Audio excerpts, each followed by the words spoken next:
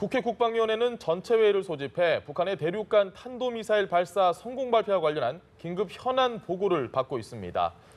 북한의 미사일 발사를 규탄하는 결의안도 의결했습니다. 네, 국회 연결해서 자세한 내용 알아봅니다. 강은나래 기자.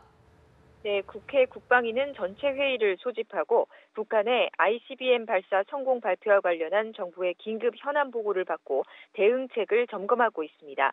회의 초반에 북한의 미사일 발사를 규탄하는 결의안도 의결했습니다.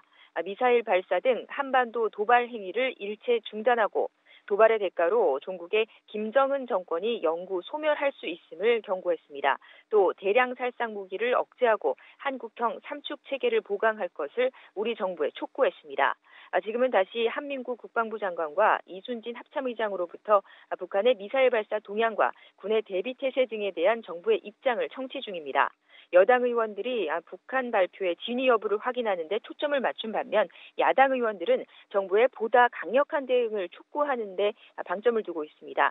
자유한국당 정진석 의원은 북의 거듭된 미사일 도발은 안보 위기 의식이 없는 현 정부의 태도에서 기인한다고 본다면서 정부와 군 당국이 실체적인 단호한 대응을 해야 한다고 촉구했습니다.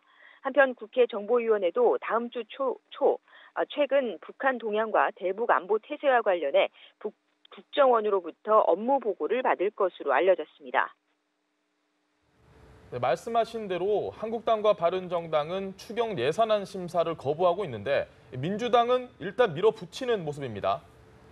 네, 그렇습니다. 국회 국토교통위와 농림축산식품해양수산위는 잠시 후부터 전체 회의를 열고 추경 예비심사를 시작합니다. 환경노동위는 오후에 어제 이미 회부된 추경에 대한 심사를 마무리하고 곧바로 의결할 예정입니다. 자유한국당과 바른정당이 김상곤 교육부 장관의 임명에 반발해 추경 예산안 심사 보이콧을 선언했으나 국민의당이 추경 심사에 참여하면서 의결 정족수는 세운 상태입니다. 민주당 소속 백재현 의원이 위원장인 국회 예산결산특위는 내일을 추경 본심사 기일로 잡고 다음 주 본회의에서 추경 일부라도 통과시킨다는 계획입니다. 다만 반쪽짜리 추경 심사를 강행할 경우에 민주당으로서도 정치적 부담이기 때문에 일단 야당을 상대로 설득 작업은 지속한다는 방침입니다. 네, 또 어제 박정화 대법관 후보자에 이어서 조재현 대법관 후보자에 대한 국회 인사청문회도 잠시 후부터 열린다고요?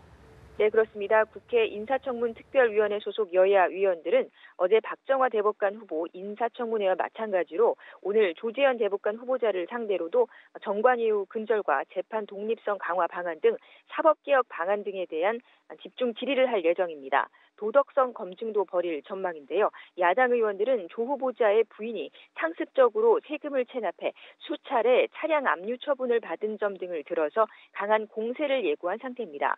1993년부터 변호사로 활동한 조 후보자는 사회적 약자를 옹호하는 사건을 다수 맡아온 것으로 알려졌습니다. 지금까지 국회에서 전해드렸습니다.